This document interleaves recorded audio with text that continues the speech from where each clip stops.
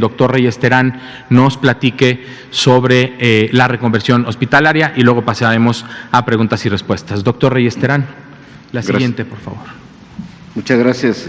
Ricardo, y gracias a ustedes por estar aquí. Buenas noches nuevamente. Voy a presentarles brevemente lo básico sobre la reconversión hospitalaria. Es un concepto fundamental para responder a un problema epidémico, pandémico como el que estamos enfrentando hoy en día. El objetivo general de una reconversión hospitalaria no es coordinar e integrar la respuesta hospitalaria para la atención de pacientes graves, en este caso por COVID-19, como modelo de reconversión. Es importante considerar y reconocer que hospitales como el Instituto Nacional de Enfermedades Respiratorias o el Instituto Nacional de Ciencias Médicas y Nutrición Salvador Subirán han hecho esto previamente cuando tuvimos la pandemia por influenza A, H1N1, y cada invierno regularmente el INER hace reconversiones hospitalarias para poder mantener estables o atender médicamente a los pacientes graves con influenza. Sin embargo, la carga de la enfermedad esperada en esta pandemia por COVID-19 hace que no solamente estos dos hospitales, sino la mayoría de los hospitales del país tengan este concepto y adopten este modelo de reconversión hospitalaria. Me voy a centrar mucho en esta breve explicación sobre la reconversión hospitalaria en lo que es la Ciudad de México y el Estado de México, el que, importante decirlo, muy probablemente serán los sitios, las regiones donde se presentarán la mayor cantidad de casos graves que requieran hospitalización. Estoy hablando no por tasa de incidencia, sino por número de personas que van a requerir una atención hospitalaria. Y me pasa la que sigue, por favor. Importante, antes que cualquier otra cosa, es que cada hospital y sus directivos consideren estas verificaciones de la capacidad con que se cuenta en este momento, el momento inicial de la pandemia, y es primero una lista de personal y de especialidades, sus fuentes de oxígeno y aire y tanto número como la utilidad que deben de darse a cada una de las camas que se necesitan para atender a los pacientes graves, el número de ventiladores mecánicos también y su utilidad, la cantidad de sus monitores y la integridad de sus módulos y sensores, la eficiencia de los compresores de gases en litros por hora. Esto es un aspecto importante que debe tomarse en cuenta. Es decir, no en cualquier espacio se puede poner una cama y atender a un paciente grave. Se necesitan reunir condiciones muy particulares para que realmente se considere un cuarto que pueda dar los cuidados intensivos que una persona grave o en estado crítico se encuentra. La eficiencia de los generadores eléctricos y las plantillas auxiliares, tener el número de camas totales que podrían atender en una contingencia como esta, hasta no solamente en la situación actual, sino pensar en una segunda etapa y en una tercera etapa de reconversión, es decir, utilizar el máximo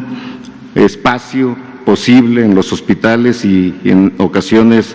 en otros espacios para poder atender debidamente a los pacientes que lo requieran.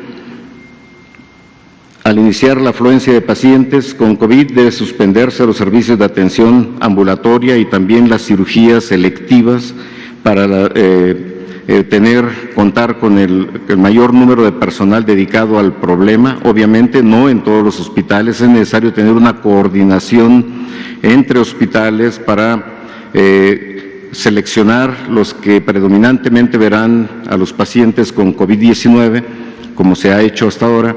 y seleccionar a los hospitales que no verán predominantemente a los pacientes con COVID-19, que sirvan de apoyo para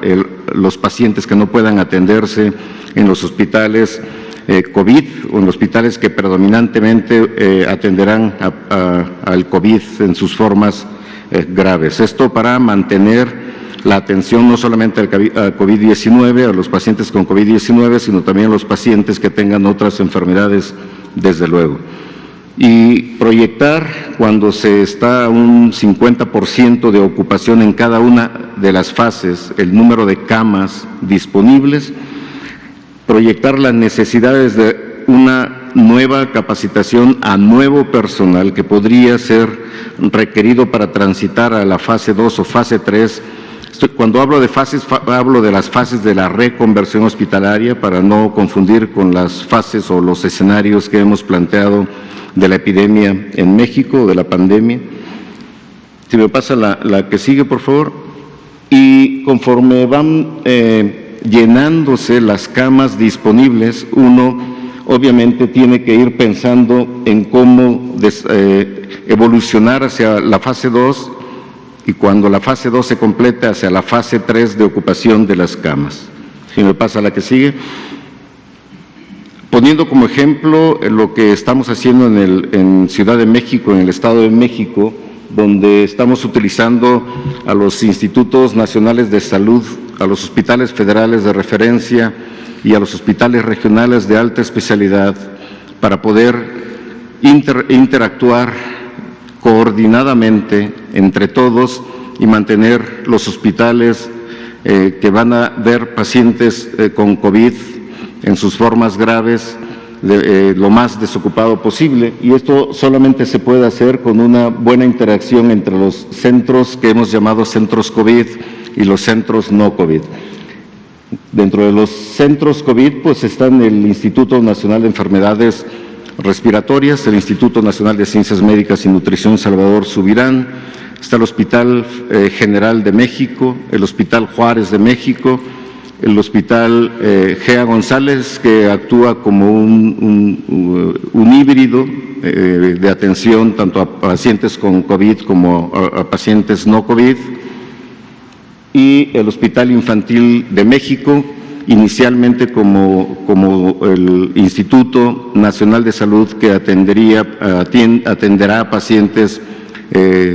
niños o menores de 18 años con COVID-19 grave. Y los no COVID, pues está el Instituto Nacional de Cancerología, el Instituto Nacional de Cardiología, el Instituto Nacional de Rehabilitación, el Instituto Nacional de Pediatría, inicialmente al menos, y el Instituto Nacional de Perinatología. Si me pasa la que sigue. En la fase inicial, que hemos llamado fase 1, lo que se cuenta en este momento son esas 117 camas con sus respectivos ventiladores, monitores y todos los equipos y el personal apropiado para atender a los primeros 117 pacientes que lleguen con enfermedad grave, que requieran hospitalización y que, sobre todo, que requieran de los cuidados de un paciente en estado crítico, es decir, cuidados intensivos. En una segunda fase tenemos ya los espacios para ocupar hasta 421 camas de cuidados intensivos, también debidamente equipadas con sus ventiladores, monitores, equipos de ultrasonido, etcétera, y una fase 3, una vez que se llene las camas de la fase 2, las 421 camas, transitaríamos a la fase 3, que es que contendría 745 camas, quizá un poco más. Estamos evaluando aún espacios para ocupar todavía un mayor número de camas. Esta transición entre fase y fase debe ser global, debe ser escalonada y uniforme entre los centros COVID-19. La siguiente. Y lo más importante de todo esto es reconocer el profesionalismo del personal médico, el personal de enfermería y todo el personal de los hospitales que están atendiendo tanto a pacientes con COVID-19 como pacientes que no tienen COVID-19, porque se requiere de esa interacción entre unos y otros para poder brindar la atención la máxima atención a cada uno de los pacientes, y lo están haciendo bastante bien en este momento, cuando ya hemos tenido pacientes graves y que requieren cuidados intensivos. Es todo por mi parte y